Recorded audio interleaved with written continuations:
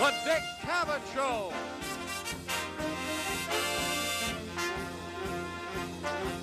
Tonight, Dick's special guest is Bette Davis.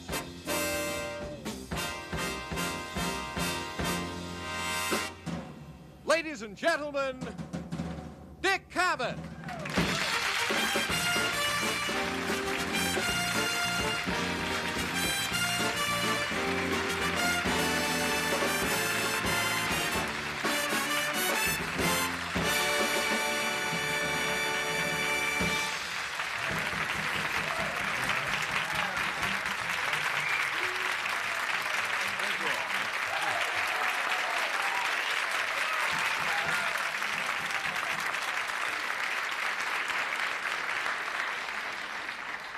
That feels so good. Would you do the back? Boy, that's the silliest thing I'll say tonight. Say, I hope we all studied because we have one of our quizzes tonight. And if you didn't, well, now's the time we're going to find out. Here's the thing. I did this once some time back when I had a film star on, and you can't have more of a film star on than Bette Davis, and I thought that this would be appropriate tonight. Some people know everything about the movies, and some of us don't know everything, and some of us know nothing. See which one you are. Just if you know the answer, put up your hand, as you would in a polite classroom. Which of the following was Miss Davis' very first movie? Oh, Brother, Bad Sister, Mother Cabrini. We have a lady, yes. I think it was Bad Sister. Bad Sister? Yeah, isn't that the Anyone one have another guess? The lady who goes with Bad Sister is right. Yeah, very nice. It's always a lady in leather boots who knows the answer. Can anyone give me Miss Davis' entire real name? Hands. Beg your pardon? Elizabeth? Lady there? Ruth Elizabeth Davis? That's right, 3 out of 3. Very good. One of her outstanding films... Don't applaud a stranger in the balcony. You don't know who that is. One of her outstanding films was The Little Foxes. Who wrote it? Lillian Hellman. Everyone knows that. What year was the movie made? Just yell it out if you know. 1984. Go to the back of the class. Who played Miss Davis' part on the stage? Tallulah Bankhead. Musicians can't play. You're relatives of the staff. That's right, Tallulah Bankhead. Can anyone summarize the plot for me? That's too difficult. How many Academy Awards has she won? 2. Does anyone want to go for 3? 2 is right. 2 is right. Do you know what films they're for? Jezebel, right? Not Dark Victory, but Dangerous. Although in 1940, the exhibitors' poll voted Bette Davis the Queen of Hollywood. True or false? Right. Who was the... What male actor was voted the King of Hollywood? Sorry about that. Huh? Donald Duck? No, it was Mickey Rooney that year. No, that's the truth.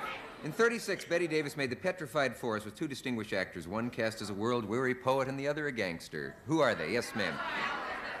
What? Sir? Leslie Howard is right, and Humphrey Bogart. Yeah, you know which played which. In the title role of Elizabeth in Essex, which part did Bette Davis play? Come on. Nah, played the car. Which of the following 3 did not appear with her in that film? Leo Carroll, George Brent, or Errol Flynn? No, George Brent. This side has to leave. You were doing well. Let's see. Which of the following was not a Bette Davis movie? There's a clue in this now. The Man Who Played God, Marked Woman, The Man Who Came to Dinner, That Certain Woman, The Working Man, Front Page Woman, or Make Up Your Mind? Make up your mind. You're absolutely right. Can anyone describe briefly the plot of Whatever Happened to Baby Jane? Weird. No. Weird, yes, that was it. Very good. Which of the following is an actual line of dialogue delivered by Bette Davis in a well-known movie? Oh, Rhett, Atlanta may be burning, but not so bright like my heart.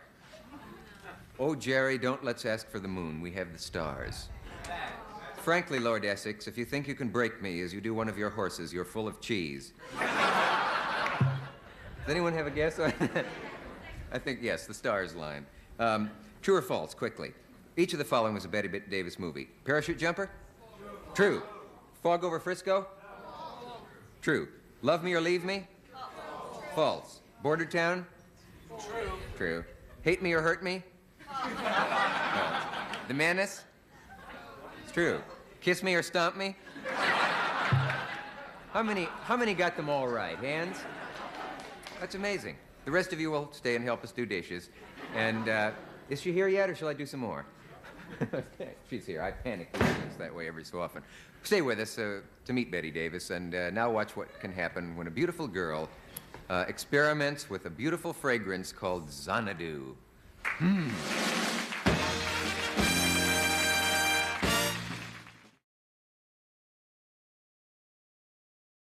I don't think there's much that hasn't been said about it would be hard not to over-introduce Bette Davis. They've talked about her beauty and her wit and her charm and her intelligence and her talent, and she's also warm and kind and undeniably sexy, I feel, and mysterious, and there are stars and superstars and actors in the movies, and I never figured out exactly what that means. I guess an actor is somebody who's very good but doesn't have the giant personality that makes a star, and a star is often a person with a giant personality but not necessarily a good actor. So that is, I suppose if they needed another word, it would be superstar, and undeniably, you can't get any more so than my guest tonight. Will you welcome, please, Miss Bette Davis.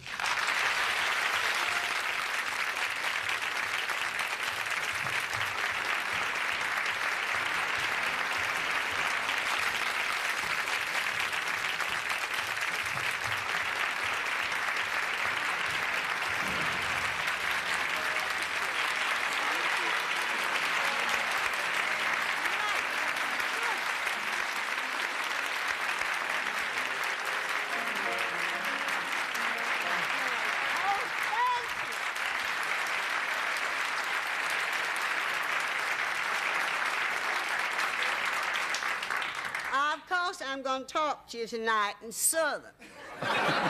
Because you said all the ads today said Jezebel was coming here tonight. Jezebel. The ads, that's did you right. see the ads? Yeah. Jezebel, so I got to talk to you in Southern. Okay, go ahead. It'll drive you quite stark, raving mad before the show's over. That's very authentic. Why are you so good at Southern accent? You're not from anywhere near the South. Well, you know something very strange? Yeah. The Yankee accent is terribly different, but it isn't. No, truthfully, it is much easier for a Yankee to do Southern than you can imagine. You mean a New Englander? Really? I never thought of that. It's incredibly the same in some ways. It's quicker because it's colder country, you know, which is what makes lazy. No, it's true. In all countries, you'll find very lazy speech in where it's hot, you know. Yeah. But it is incredible. Well, of course, you know, all the Yankees, really, half of them came from Virginia when they migrated north, you know. So there's a...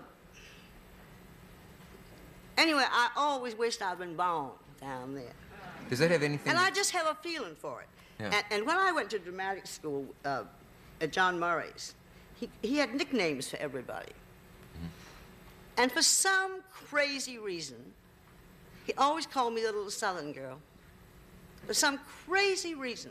And so much of my career has been playing Southern women, you know. That's right. But not the Southern woman.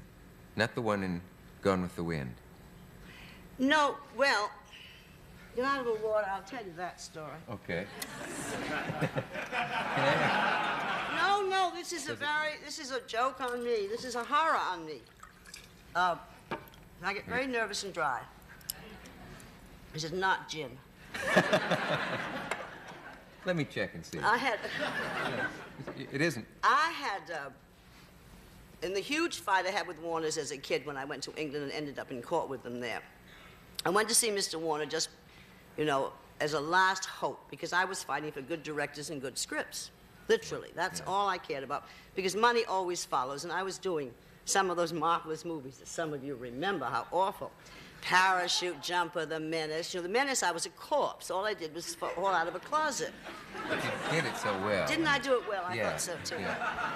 That was made at Columbia in 8 days. So anyway, I went to see Mr. Warner, and he begged me not to go. He said, please don't go. He said, I have just optioned a marvelous book for you. A new book by a woman named Margaret Mitchell, and the title is Gone with the Wind.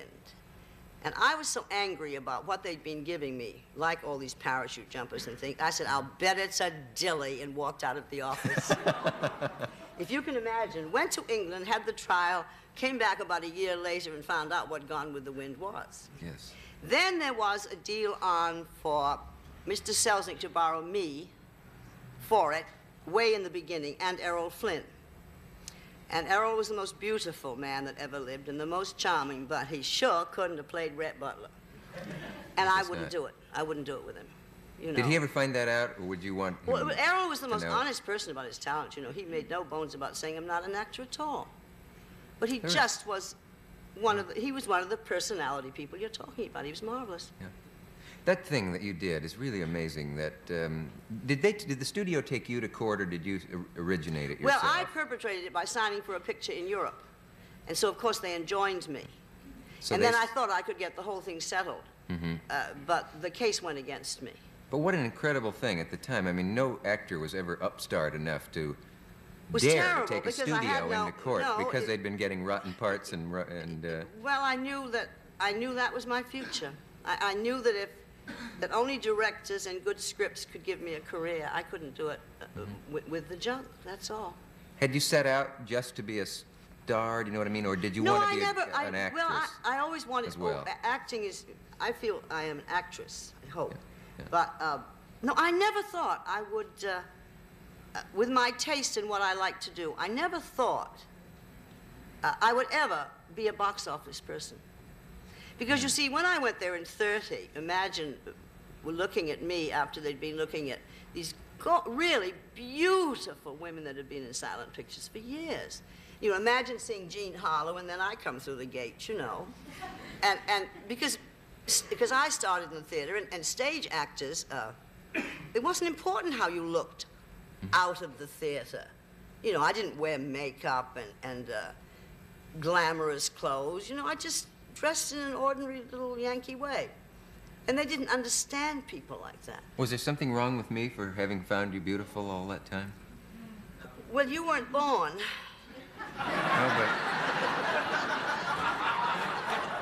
No, but I I'll was. bet you money I could be I your was mother. precocious. Well, precocious, yes, that's right, you still are. Oh. No, but the true sense of the word precocious means you're brilliant. Oh, does? Have you ever looked it up in the dictionary? No, They always I say just- some child is precocious, and we've gotten to believe that it means they're just impossible to deal with. It means they're way beyond their years and they're bright. There can be a precocious adult, too. I would think so, Oh, yes. yeah. How come you didn't kiss me then when you came out if I'm so... Well, I have to do, let's see, this is the third show. By the fifth show, we'll give each other a hell of a kiss when I come out. Oh, yeah. It's funny, we talked about that You beforehand. know, I'm but I against just- it. I am rather sick of all this kissing at the talk shows. Well, of course, that's the old Yankee thing in me. You know, I don't use first names immediately, and I don't kiss people I don't know. I just don't. Yeah. I've seen a for lot that. of people I don't know I'd like to have kissed, but I didn't. We'll find out who they are. Mostly young men. I might Oh, add. yes, of course. We'll find out after this message some of the names. Here's a message for all you grown-ups. Oh, we won't? Oh, Jerry, let's ask for the moon when we have the stars. Was that how the line went that I did at the beginning? Oh, isn't it, we have the stars, let's not ask for the moon. I don't know exactly how it goes, but it was a beautiful ending. Because, of course, the man in that was never going to be right for her. He was too weak. I always felt in Voyager that eventually she married Dr. Jackwith, my gorgeous Claude Rains. I always felt that. After the movie was all over, that she went and worked with him, you know, in his work. And Did you often think of the movies that way, what happened beyond them? Because of the way they ended? not often, but, Yeah. but that was to me a great, great story. And by the way, speaking of that gorgeous woman, Miss Cooper, who played my mother, died last night. Gladys Cooper died? Oh, I'm sorry to hear And that. you know, without doubt, the most beautiful person as well as actress. and a professional with all her fame and theaters named after her in England and the great reigning beauty of England for a million years. Never was she late 1 minute. Never didn't she know every line. You know, we'd have been happy to have her if she'd worked half the day. Yeah. Most beautiful. I am really sad. And then you think, as these people go, these beautiful people go, you know, it's going to be a new world. We're not going to have that same kind of person anymore. Something to that. I was thinking about that today. Like when Claude Rains died. You couldn't bear it. You can't find anybody that had... They're all individuals. Yeah. I had Gladys Cooper on the show when I was in London with Robert Morley, and it was a wonderful evening. Didn't you just think she was wonderful? He told me afterwards that her beauty was... How old was she? She was 82. Yeah. And her beauty was really something. He said that in her prime, yes, they said if she changed an article of clothing or anything that she wore, it would immediately become the rage all over literally the rage Europe. of London for many, many years, yes. Yeah. There's something about that thing you were saying, though, about we're not going to have certain kinds of people. I don't know. Well, it may be, you know, I'm not going to sit around and moan for the past. Yeah. Because, you know, it's past. It's very past in my life, too, and, you know, and of course, you also say, who's going next, you know? This is a terrible thing that happens. And you say, maybe it's I, you know. Yeah. But it is, for our profession, it is, to me, so terribly depressing. It hit you like when Walter Houston died. You can't get that kind of a man anywhere in the world today again. There won't be any more Walter Houston roles. Well, I'll tell you, the English, as they've always had the majority of great male actors, always. We've had more women. They've had more beautiful male actors. Do you have any idea why? I cannot understand it. Yeah. But it's always been true since way back to Ronald Colman, Herbert Marshall, C. Aubrey Smith. Hollywood has always been really predominated in the star category by Englishmen. Leslie, you know, all these beautiful Englishmen. Herbert Marshall, Bob Hope. Oh, Bob Hope was born in England. That's not. Well, not it's the same just thing. not the same thing. Yeah. But we both noticed that as soon as I said it. But for instance, Richard Harris. I don't know who of you saw the Snow Goose the other night, but oh boy, oh boy, because you see, in a way, the Englishmen are more willing to play characters. Did you mean Oh Boy Good or Oh Boy Bad? Oh Boy Good. Oh, yeah, oh, absolutely fantastic performance. And he is going to come along to eventually be, you know, play older parts. He can play them right now. There are several Englishmen. Dick Bogart, I think, one of the greatest actors that I know. Do you think so? There was something about. There was something about. He's just fabulous. I'm dying to make a movie with him. Plays grandmother or something. Was Dirk Bogart? Except I hear he's getting along in years. It might be just his mother. There was something about you and Claude Rains together on the screen, and again, it was one of those things that it's silly to try to describe what it was. And well, of course, he petrified me. The first time I played him was in Carlotta, and I had to make an entrance into the King of France domain for a rehearsal. And he was playing the King of France in rehearsal, because, you know, all of us other era people, we don't just run through lines and then say, turn the camera. We rehearse beforehand. Very old-fashioned. Ridiculous today. Just go in and do it, you know.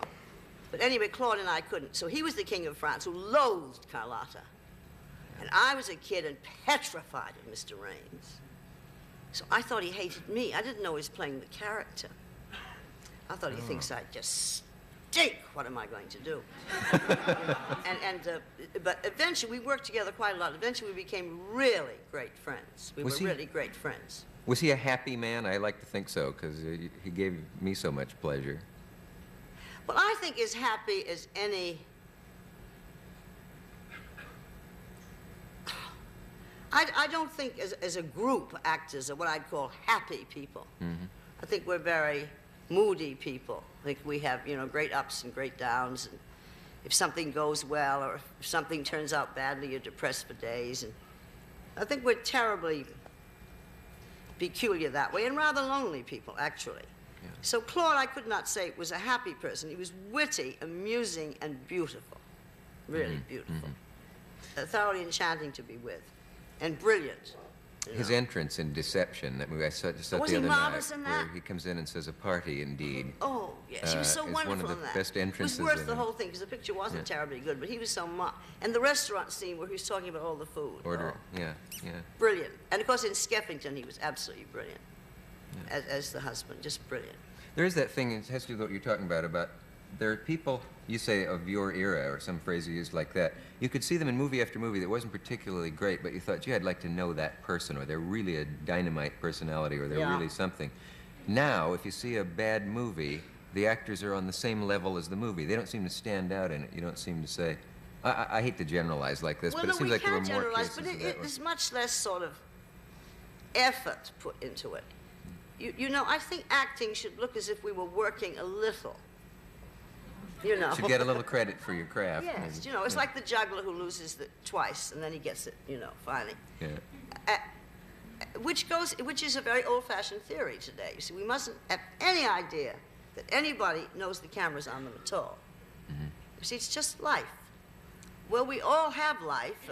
It's 12 hours a day, and sometimes we want to forget life. You know, and I think it should be a little larger Little than big. life. A little bit theatrical. Yeah. Good. Thank you. I'm going to do this just life-size now. We will return after this message. I was told to pull my socks up during that break. I know, and so I Yeah. pulled my skirt down, so we each did something. Are we Yeah, all right now, sir? Do you like us over there now? Oh, that's good. Oh, we're passable now. You know, they always used to ask this formula questions in the old photo play magazines, Yes. like, what was your first screen kiss like, and all of that stuff. But Yes. let's do a variation of that. Did you ever kiss anyone on the screen who was so repulsive that you just couldn't stand through? Did you? I wish I could use the name. If so, what was his name was going to be the second part of this. I absolutely can't till he dies. Maybe if you do, But he I will. want to tell you, it was really something. I never expected you to answer this. Yeah, it was really something. How would you describe it if you had to, what are some adjectives? It's just something you didn't want to do. Did you It's know? just a very ugly kind of mouth.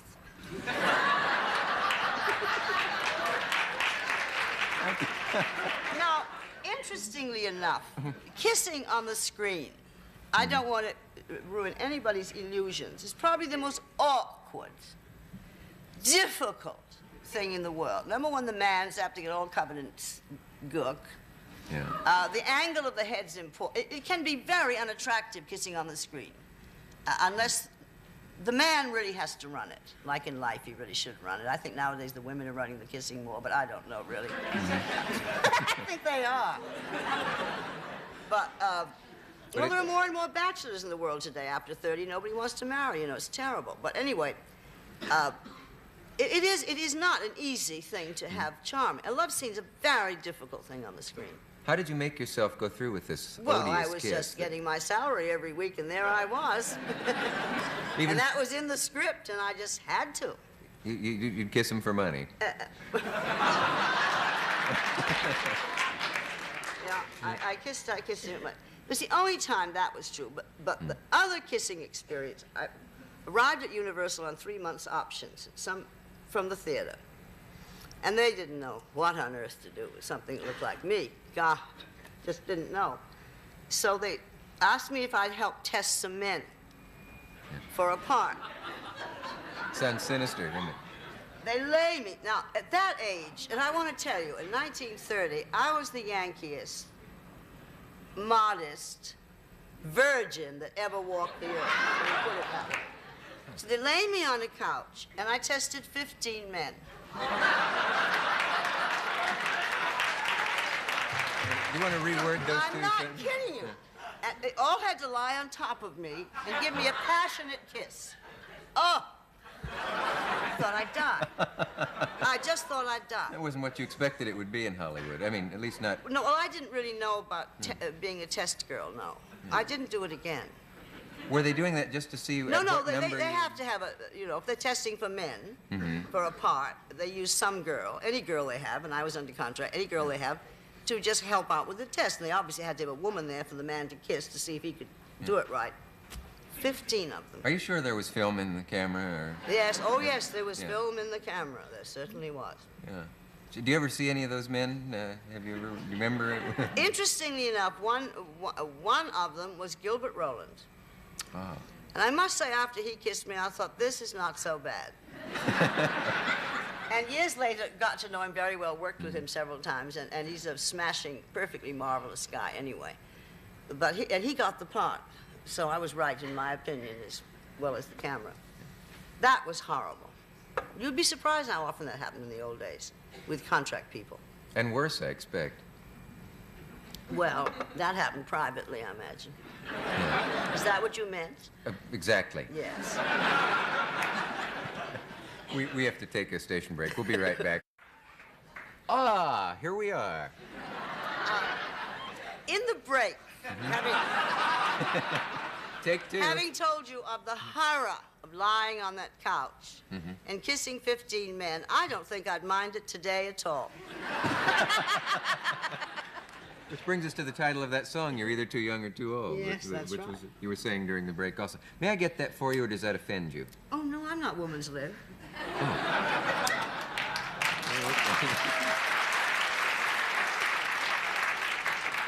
Well, I am, you know.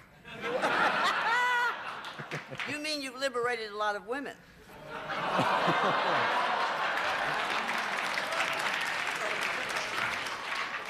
You see, really, only the man can do that anyway. Liberate that? women. Oh, it's a. Well, it's men a hold very it- intimate subject, which you'll not go on with. Oh. But no, a man who really loves you is a kind of a wonderful liberation. You feel like a different person. And yet you said. I'm not hinting. No, but we know each other well. You came up to my dressing room last time before the Yes, show I and know. caught I me in didn't my dare underwear. this time. Yeah. You did. You're one of the few people to see me in my underwear. Well, I told you your legs were beautiful. I know. You know, you said, that gets me to something, but you said one time a thing that I haven't forgotten. You said that if I had it to do over again, which already is a risky thing to say, Yeah. you probably wouldn't marry. As early. Ah, as early. I've misremembered. And I part would of have it. always married somebody with money. Good. I mean, I would not have married just for money. No, this is serious. But I would not have married someone who could not support me. Because that is the death of any marriage. Men don't like this. And that's where the They trouble think beforehand that it doesn't matter.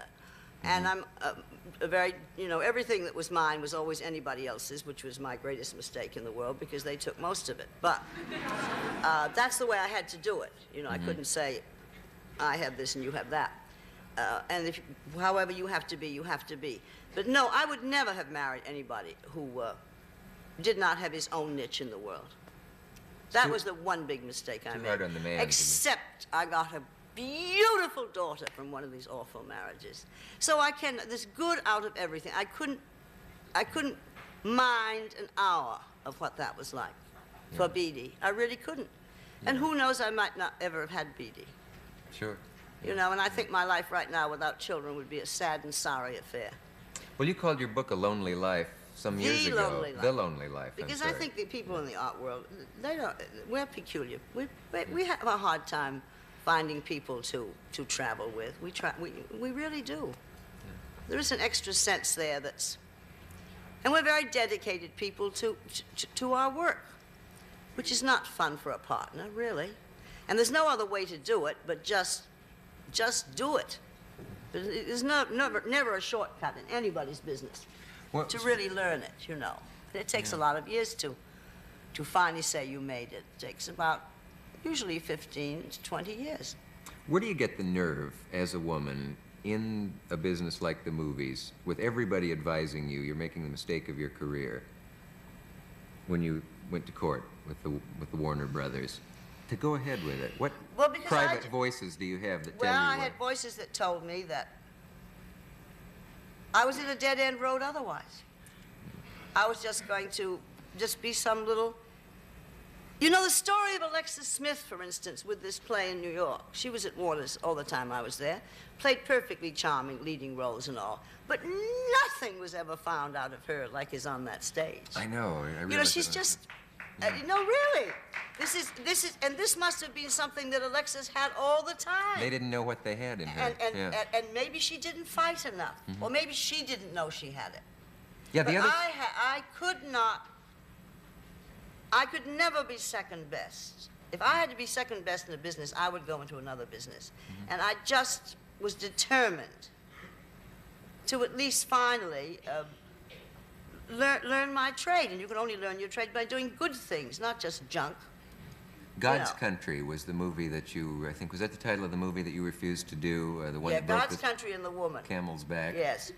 But the one I left on was The Man with the Black Hat with Warren Williams. I'd had it. This was it, you see. Certainly a wonderful title. So yes, always marvelous, yes.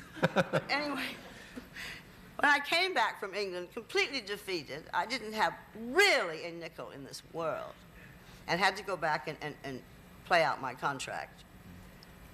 Warner's issued an order that not one pressman was to meet me at the 12-mile limit. Now, you can imagine when I got into that harbor what it was like with the press. It was murder. The case was in England. You lost the case there. You came back here. The case had been sensational even over here. Yeah. But a little man in Chicago, because at that time we traveled by train, hid out and came into my compartment in Chicago, even though he was told not to. He said, "Don't worry. It can never be any worse. They sold dishes with the man with the black hat to get them to come in." He said, "It can never be worse than that." Yeah. You know. So, although you lost the case, I just couldn't. You won. I couldn't. Yeah. I won that case. Even though the court. Even though monetarily I didn't. Yeah. And I must say, Warner did. I had their costs too. You see. Yeah. They paid You had to those. pay the court costs. Yeah. The other question then is, why didn't anybody else do it? Why don't more actors fight? Olivia de Havilland finally did it. Olivia de Havilland won the case I fought in England, which really was a suspension clause. You see, you could sign for 5 years and be there 50 years later. If you refused to do it, this put you on suspension, take you off salary. When that picture was finished, they'd add it to the contract. Olivia is the one who got us the 7-year limit. There can never be a longer contract than 7 years anymore. What about men? What about Bogart and Cagney and... Well, they fought. You know, Bogart, Jimmy, and I think, had the same amount of suspensions from Warner's under contract there, about 16 or 18 apiece. What do you do to get one? Walk on the grass? Well, you just refuse to do a part, and then Yeah. they suspend you. They don't pay you. And then however long that film takes, they add to your contract. You see, so it really was a wicked, wicked contract. So Olivia won the case I tried to win. If more actors would refuse to do crappy roles, would there be less junky movies? I'll tell you what I think. If in that time, anyway, more actors had worried more about where their careers went and less about their salaries at that time, because that's not a time to fight for money. Money comes if the career comes. But so many people started going into business. They bought, you know, motels, apartments, and they really stopped being actors. They were businessmen, and they played anything they gave them, and they could have helped if more people had refused. No question. Did anybody at the time encourage you to do it, or was it unanimous that you were making a mistake? Well, I never talked to many people in Hollywood about it. I never was one to go for advice much. I probably should have gone a little more than I did upon occasion, but no, this was my decision. Because I felt, and I do still feel, if you're beefing about anything publicly, you know, either put up or shut up. Either go ahead and do the rotten movies and be quiet, or change it if you can. And I decided that I was going to try and change it. Don't you think actors probably It don't... did take courage. You know, Yeah. I look back on it now, and I haven't any idea how I had the guts to do that whole thing. I have no idea. But when you're young, and wanting to get somewhere, that's a terrific incentive. You know, I just had to at least be given a chance to see if I was any good. How old were you at the time? Let's see. Oh, around 25. Yeah. Yeah, Gee, that's amazing. around 25.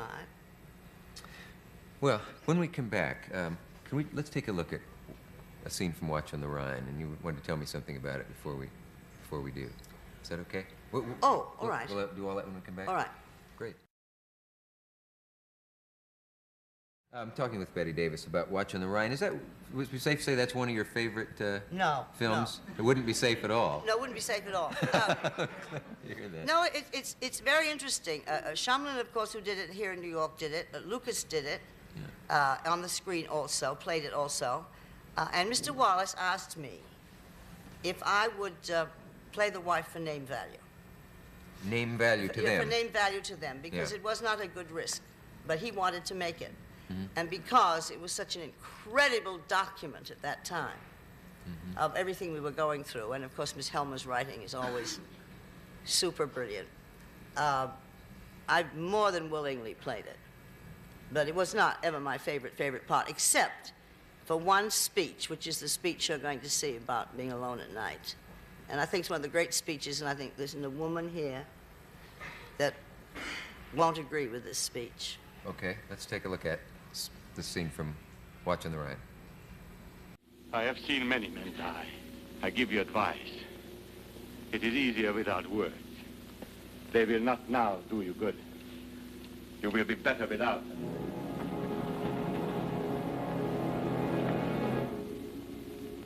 I think it's all over now. There's nothing you can do about it. It's the way it had to be. Going away now.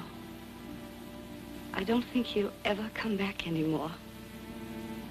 Never, never, never.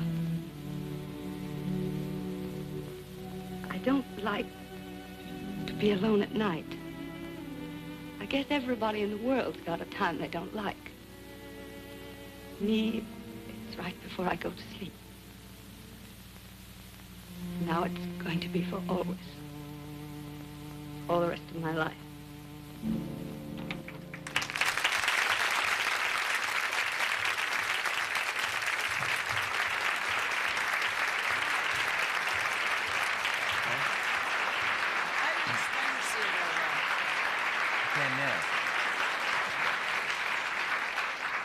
I didn't really give you much help with that. Her husband was, against the Nazis, and he had to kill a man, and he was going back to Germany to fight for the Nazis. I should have told you that. I'm sorry. He was an anti-fascist. It was a much shorter speech than I remembered, too. Maybe they cut it for television. We wouldn't dare. No, I don't mean on your show, but I mean, maybe they have. I'd heard that that part that Paul Lucas, the man with the gun, played was based on a real character who was seen around Hollywood. And Rudolph Breda was the name he went by. Really? I didn't know that. Yeah. But I know it was a worthwhile film to make. It was worthwhile. Yeah. Nice to see that. Here's a message from Max Factor. We'll be right back. I just thought of, the last thing I remember worrying about you was when you were felled by a wasp, it said. In Scotland. And it didn't give very many of the details in the thing. Well, I had the misfortune to have the sting go into the bloodstream. Yeah. And you see around here some of the most basic veins. So in about 10 minutes, I was hot and cold. I was all sort of alone in this motel. Hot and cold all over. Everything itched, my bottom of my feet. And then in about 10 more minutes, this lip was out to here and up here. So I then began to get a little worried. So they found a darling Scottish nurse who came over, and she said, oh, this is for a doctor. By then the arm, you can't believe, I've been stung by wasps all my life in camps in Maine as a kid, The arm was right up to there, fire red, bright red, and a rock. What do you mean a rock? Well, it was just... Hard? It was a rock. Yeah. This took me about a week. You could die from that. People every year die. If it ever gets up to the lymph gland, you die. It got up this far with me. Gee. You should get injections or something for that now, because you don't get immunity to insect yes, stings. Yes, but you wouldn't have this. Once in a worse. million years hit a main blood. Oh, the fact that it hit the main... Oh, yes, because a wasp, when it stings, you always put mud on it, In the You did? Maine woods camping, just mud is the greatest thing for any sting, bee sting or wasp sting. Take all the fire out immediately. But the insect stings, you don't develop immunity. It goes the other way, and you can get Well, I've just the next never one had can any be until worse. this darling little creature. You could go into shock from that. Oh, listen. If I hadn't gotten a doctor, I don't know what would have happened. The mouth went down in about a day. It was just frightening. I'm a wasp. Did you see the wasp that did it? Oh, yes, I killed it. Yeah. I finally killed it. But he really went in about 3 times. Ooh. It was under a dressing gown sleeve, you see, so he felt trapped. So he liked me even less. Is it possible that Joan Crawford put it there? I'm sorry. I'm thinking of that movie. No, no, that wouldn't be something she'd do. No. No. I was thinking, of course, of the film. No. Say, this is sort of not a wasp. No. Not a wasp. Gun, maybe. A what? A gun, maybe, but not a Not a wasp. wasp. Why haven't you been victimized by your career? I mean, when you think of the people who have been, like Marilyn Monroe and Judy Garland and the people like that, can you figure out what it is in the people? Well, it takes great discipline, and I think I was very fortunate in my upbringing. I think my New England background for the work I went into was extraordinary stabilizer, and I just couldn't. You know, I just couldn't. And I also was an extremely healthy person. You know, I didn't have to do this. And, you know, enthusiastic, loved my work. I really, in that area, had no problems. No reason to escape with dope or pills or alcohol or anything. And you can't work the way I did for 15 or 20 years and do any of that. It's just impossible. There aren't a lot of people who've been killed by Hollywood, though, aren't there? I don't know Yes, how many. and in a way, I understand it. I don't think probably there's any work in the world that involves nerves as much as public performing. I think you'll agree with me on that. I think it isn't physical. It's this terrible nervous strain of wanting to do it right and being scared you won't. Well, what it takes out of you is astronomical. You know that. And when you think you do it years and years and years, and if you're not a very strong person physically, you're going to have to need something to, you know, get you on that set in the morning. Yeah. And you're going to then you don't sleep and you don't. I just was lucky. I didn't have that problem. So I can't feel superior in any way to the tragedies. I mean, for a talent like Miss Garland, it's just tragic. They don't come along like that very often. And it's just sad that she didn't treasure it more and take care of it more, you know. Do you ever feel But it's big discipline. Oh, it really is. You've got to be an enormously disciplined person. There's certain people who have that kind of, you call it a sort of Yankee, I don't Well, know what I do fiber think or that's a something, but- perfectly marvelous, you know, it's a tough upbringing. This is not a red carpet world in New England, you know. Would you say Katharine Hepburn has it? Katharine Hepburn is the same background, the same type person. Same type person, enormous discipline.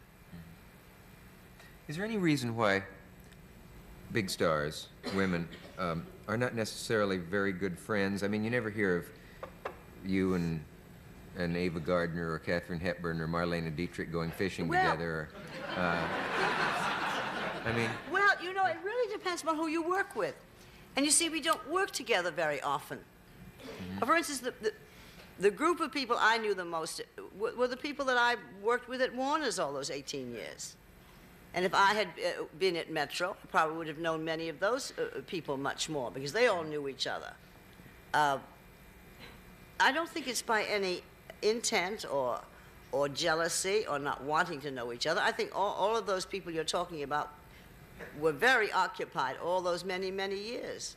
And it does not leave much time, really, to have a lot of friends. and then wouldn't it be awfully hard to really, frankly, to just like somebody who really is in competition with you for the country's affection? Or is No, I haven't got that. I think it's up to you. I think that if you can't be as good or better, it's not the other person's fault.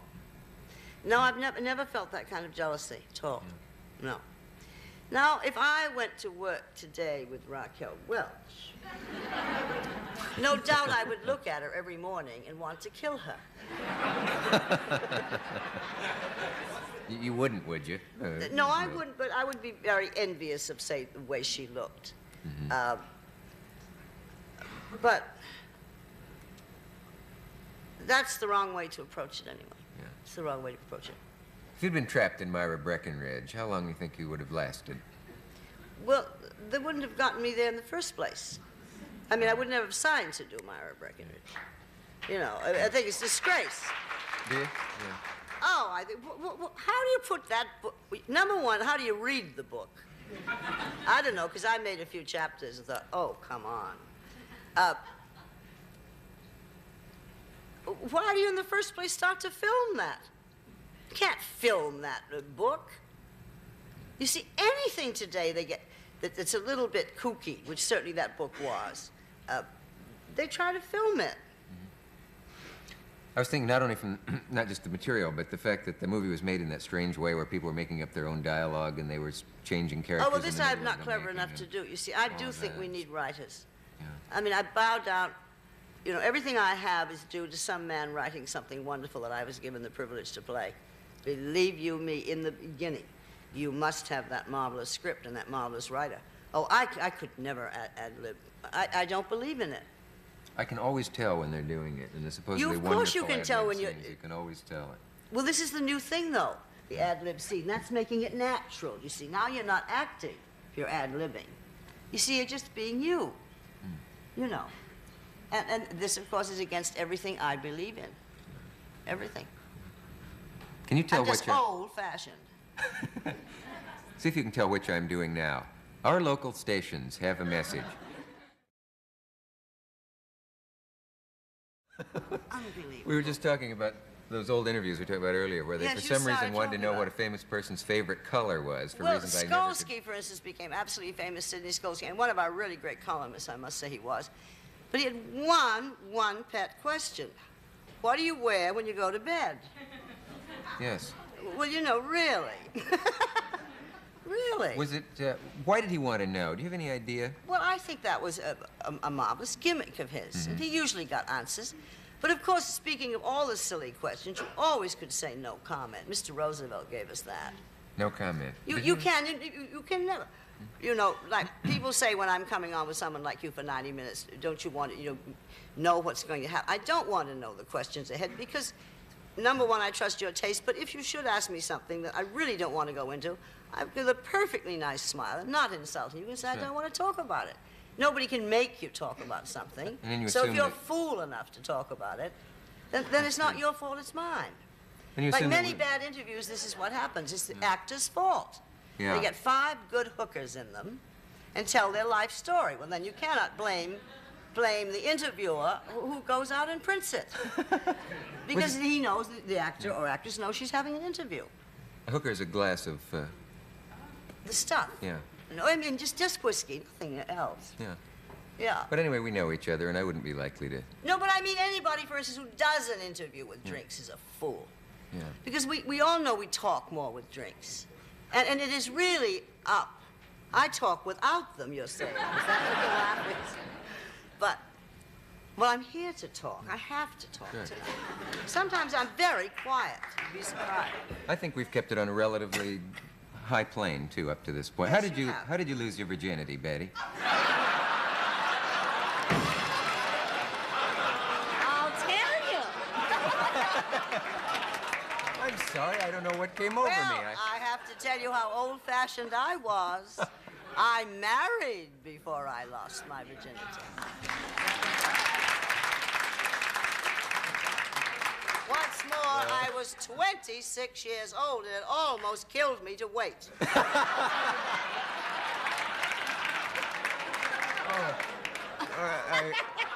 it's the truth. I swear I did not know. That is the way I was brought. That's the way. I think there has been an improvement over. I think this is a wicked upbringing. To have to wait till 26. Well, no. I mean, if you don't, just to marry for this is wicked. Yeah. Wicked. And I assure you that is not the way my daughter was brought up at all. Mm-hmm. You know, nor do I believe in this horrible promiscuity. But if you really love somebody, you don't just marry. It's ridiculous. My mother was wrong. It was a very stupid upbringing. Yeah. That has to account for the gigantic divorce rate. I mean, a lot of it. It's certainly not all of it, but certainly a lot of it. I think the fact it that if you accounted want for sex, an you're going to get married. enormous amount of gigantic. And so they get married for that purpose, and it turns out Well, it's just perfectly stupid. Yeah. It's just stupid. Because it really, you know, to be very serious on the whole subject for a minute, you started out, you never must joke with me, I'll go into something serious, you see. No, it is really one of the great gifts that God gave human beings. It's one of the most important parts of our lives. And there can be no marriage unless that is right. They can't, you can't just separate them. No. You know, and I think what's going on today is a vast, vast improvement from my era. Even though you don't like certain aspects of it. Yeah. Well, I think you must trust whatever child you give this privilege to, not to turn out to be a tramp. That's very important, but I think you must know your child. Is your mother turning over in her grave to hear you speak even this? No, I always talk. Mother and I always were very frank talking. We always talked about everything. She was a great chum. Was it she? I miss her all the time. I get to look more like her all the time too. Did she tell you about the birds and the bees? No, there was no sort of real education. You know, if you want to come to Connecticut in front of the fire some night, and I'll tell you about my wedding night, you'll be on the floor for 3 hours. No,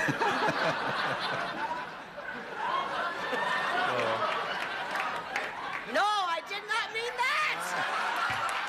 No! I meant laughing on the floor, right? Oh, no, Richard's too young. I have more sense than that. I was just trying to think what Groucho Marx would have said. No, I didn't. Oh, really? Could you make it 2? I have an appointment.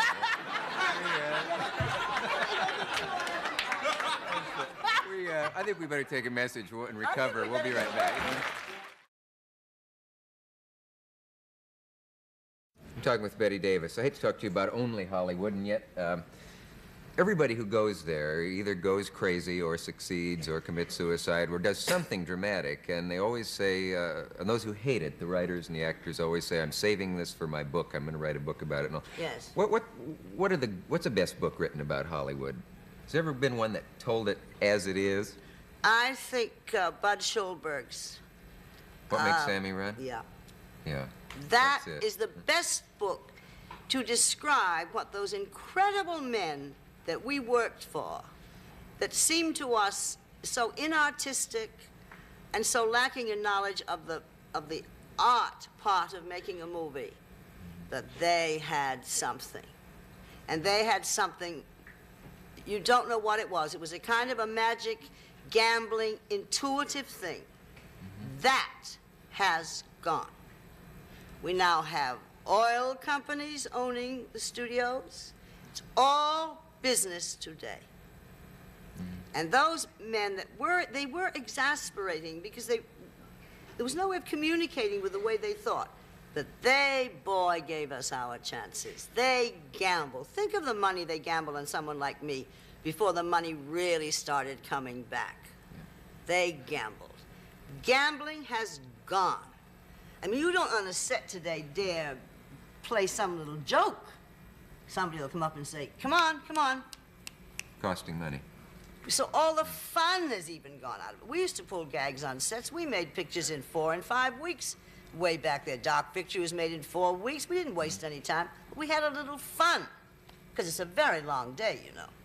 Would it be wrong to say it was affection you had for those men, though? I mean, how do you feel about the fact that if you had bombed in 3 more movies in a row at a certain point in your career, you would not have been able to get them on the phone again the rest of your life? They would just I would just walked into the office and sat. Yeah. If I wanted to get them. Yeah. You know, really. I must say I never couldn't get in and see Jack. And the other thing, I always could go to him because he was the head man. Well, I go through 10 other people with messages. We, with all the talk and all this groan and groan and groan about Jack Warner and me, we had a pretty smashing relationship. And one thing, he did respect me. Because at least I was honest and came out and said what was what. And there wasn't that sense of if you had failed for them, and they wouldn't have cared if they ever saw you again. Oh, or... on their side, no affection. On their side, my dear, I finished 18 years at Warner's, built many sound stages there, never got a letter of goodbye, ended up in the back lot with a sound man, Heinz Blanke, a producer, till dawn, having drinks, and that's how I left the Warner lot. But no big goodbye party, nothing engraved, no... Oh, no. If you go into this business and expect gratitude or thanks, this is why we all have to get very tough about what we will and won't do. Because if we don't, they will just take advantage of you till it's unbelievable. There is no affection from there to here. But there were, for many actors, great gratitude from here to there. That's interesting. Gee, And you know, 4 compliments a year, we never would have asked for so much money. Truthfully. That's the one thing they didn't never realize. knew it. Actors are complete suckers for good parts, you know, and just saying, you did a good job, Betty. Never, never, never. But if they'd known it would have saved money.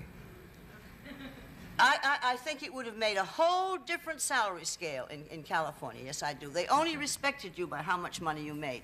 You could be the same actress at $650 a week or $30,000 a week. And you're a much better actress at $30,000 a week.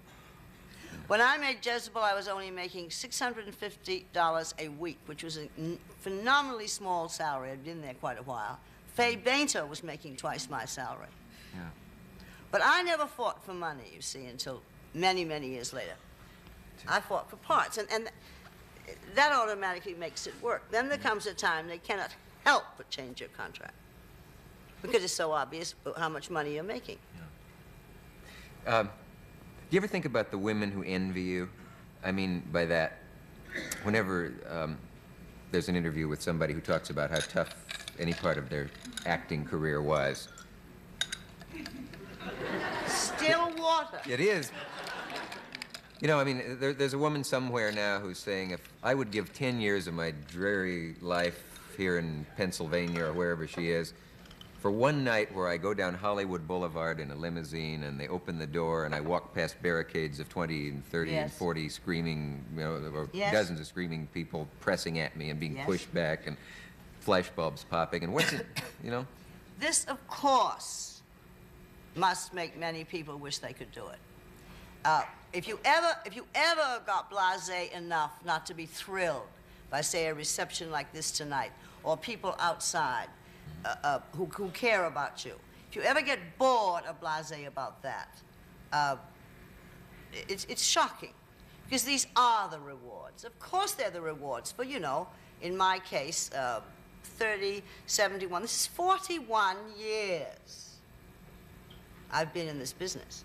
Wow. Now, you know, I don't know why I'm still alive, but somehow it keeps on going. I feel I should be dead. It's been so long. That's a very modest thing to say. No, imagine, 41 years I've been in this business. And of course it's rewarding that people still know you. My good fortune to be known by the young people today is the late television. See, I have had 2 careers. All the kids today would never know anything about people in my era without late television. You realize that. That's right. And more people know you from that. We all were furious about the residuals. We should have gotten our residuals, but in a way, this is a bigger reward. You know, so naturally, it is a thrill. But that is not what the real thrill is, which I would say to any young person. The limousines and all the crowds you really sweat for about 15 years. And you've got to love the actual sweat more than the lights and the glamour and the whole thing. This you must love the most. The other will follow, and then you just thank God that you made it. You know. So, but I can understand it. The greatest thing about having made it in movies is when you travel. It is, Dietrich said this once, and she's so right. It's just heaven. or going to restaurants. They'll shove people out or anything.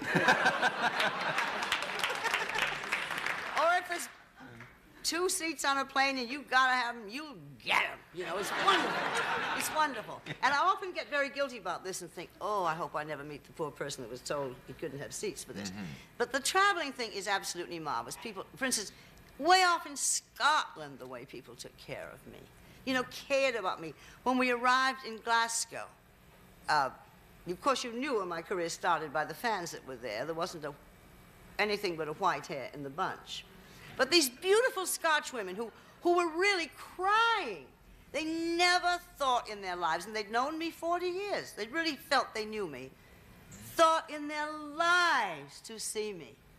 You know, and they all brought the little bunches of heather. It was really, this is part of the reward, but boy, you don't get that for a long, long time. And that must never be your motive.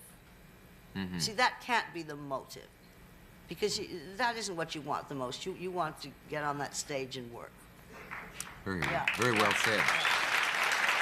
Local stations have a message. We'll be back. There's almost no time left, and I really cannot believe it. I know, but really that is flew by. your compliment, Dick. That's your compliment. Oh. You know, no, truthfully, it's your compliment. No, I just told you, really, you're so great at this job. I can't take compliments. Isn't it? Really? Well, no, I know. Well, no, you're like I am. I think public compliments are very embarrassing. I don't do very well with them either. But, well, that's the way we were brought up, you see. What about public insults? Did you ever suffer at the hands of the old Crocs, Lolly, and Hedda, and the old gossip columnists? Yes, but I'll tell you, I had a procedure about all that kind of thing. It was purely business. Never social, never came to my home, any Hollywood columnist. And I had some very rough times. Yes, I had some very rough times, particularly with Luella. Yeah. Very rough. But she was probably one of the greatest newspaper women that will ever be. Let's hand it to her. Professional She was a pro newspaper woman. Nothing would stop her from getting a story if she possibly could. Well, that was her business, wasn't it? And the results were a little sad in some cases to the victims. Yes, but people obviously answered her. Yeah, they didn't have to tell, did they? They didn't have to tell. You see, this is really why sometimes you should not blame. Rex Reed has been criticized. You shouldn't blame Rex Reed. He tells you quite honestly when he comes, in my case, he came to my house. He said, whatever you do in this house today, I, as a reporter, feel privileged to write about. Yeah. You know, and he's absolutely right. It's a business, isn't it? He's in business and I'm in business, right? Did you have him on the floor for 3 hours? I knew it! I almost said it before you did. I almost did. No, darling, no, we weren't on the floor. Okay. I just had to know. No, I haven't been on the floor for many years. Well, I don't... I'm not gonna... You brought up the subject I'm not of being going to a virgin. pursue this. You That's did. right. I've never asked anyone didn't else think that, I'd answer it, and I never did you? thought anyone would answer it. No, you can talk about anything today. It doesn't matter anymore, you see. We did it with great taste, I thought. I thought we did, Yes, sure. I thought so, yeah, too. I thought we set a good example for the older folks. I think... Well, sometime I would like to come out and see your place out there. I don't mean to be angling for an invitation or anything like that, but Well, I can't believe that I know you. You know, I mean, I'm going to find out one of these days that this is not the Bette Davis, but it's somebody else, and that. Well, that's a nice compliment. funny thing. I hope when people Has to meet do. me, they don't sort of feel that way. Yeah. You know, because I don't feel that way myself. You see, I'm constantly amazed that somebody says you're the. I sort of go. Yes, I guess I am. I guess I am. You are. Except Good. when I'm working. When I'm working, I'm what I am, an actress. But when I'm not working, I don't feel like that. You can kind of forget who you are, or what Yeah, you I do. go It's to a do funny the thing. dishes. Look at my hands, you can tell that. I should follow some of those commercials on television where they say your nails grow like this, you know. Say, we have one right now. I don't You know if it's have? about that, but we have a message from our local stations. Maybe that'll be it. It's all been said, Miss Davis. They certainly stumped on the mold when they made you. It's a pleasure. Well, it's a good thing. Yes, it is. Thank you for being here. It's a pleasure. I've loved it. Really Great. and truly. Great. Loved it.